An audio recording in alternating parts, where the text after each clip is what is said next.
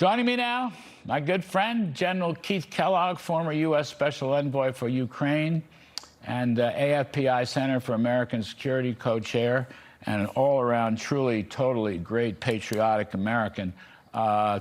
Keith, thanks for coming back on. So, I mean, let's start with what we think is the deal to the memo of understanding. That's not the final deal. I don't know that there's ever going to be a final deal, to tell you the truth. But let's start with the memorandum. What is your thinking about this? Yeah, well, Larry, thanks for having me. Look, when you look at the memorandum, like you said earlier, it's really the first step is to get in a final deal. And it's basically an economic deal when you look at it, to make sure we don't have that recession in the world. And so you look at the first part of that, you don't really get to the nuclear part till number 8, when they talk about getting rid of the enriched uranium. The question you're going to have to ask yourself, and the one that I've asked myself, is how far do you trust these guys? And I don't trust them at all. The fact is, it's one of those, go back to Reagan-esque comment about trust but verify. And I think we're going to have to verify the enriched uranium, getting rid of it, giving it to the IAEA, something like that, and then the long-term policy of the Revolutionary Guards. What are they going to use that money for? That $350 billion they talk about, and of an investment fund, what are they going to invest it in? Long-range missiles, back to the nuclear program, hidden programs, you name it. So I think there's a little bit to be concerned about with the Iranians as who they are and what their track record is, which is not good. The good news is the economic piece is good, it's solid, and you're right about what the president has done with the Iranians, which he's decimated their military. If they don't have a Navy, he's ruined their Air Force, ruined the leadership. When you look at the amount of leaders that he's taken out, you're now down to your second, third, fourth level of leadership. All of that's going to impact in the future. And it impacts just not only the Persian Gulf and the allies, it affects Russia, it affects China as well. And they realize how strong we are as a nation and how tough President Trump can be as a leader. So I think it's, in the complete terms, it's pretty good for us going into this long term, understanding that I would have preferred to be a little bit harder on it, only because I'm a hardcore kind of guy and I don't trust the Iranians. They've killed Americans in the past, probably kill Americans in the future, and we just need to be aware of that. I think President Trump knows that as well. So this is one of those, let's see what it looks like at the end of 60 days. It's only a memorandum. Memorandum is a first step to a final deal. We'll see where that is.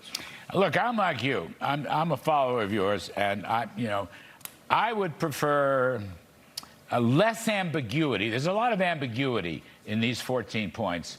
If these are accurate, and we don't know to this day if the language is accurate, but allegedly, at least the New York Post ran a story that said it was dictated by a White House official. Okay, so I read it very carefully, as I know you did too. There's a lot of ambiguity, because a lot of this stuff doesn't kick in until the 60-day deal. I'm calling it the 60-day deal that may never happen, by the way, or may be extended for a long time.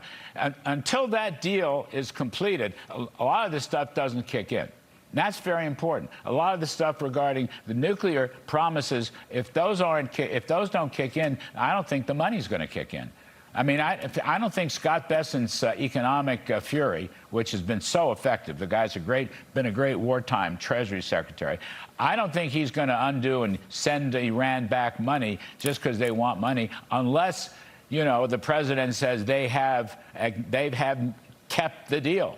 And I think that's, pretty iffy stuff, frankly. That would be, as you say, we can't trust Iran. We never have. The other thing is, let's go back to this I love this, the $350 billion. Is that what it is, $350 billion? First of all, I don't know where that number, $300 billion, whatever. I don't know where the $300 billion came from. It's a very interesting number. Moreover, do you think the Gulf states, who were bombed, their airports, their hotels, their oil fields were bombed by Iran, Keith Kellogg, do you think they're going to rush in to invest money in Iran. I mean, they, by the way, need money to patch up their own countries, for heaven's sakes. Who else is going to do this? We're not going to do it.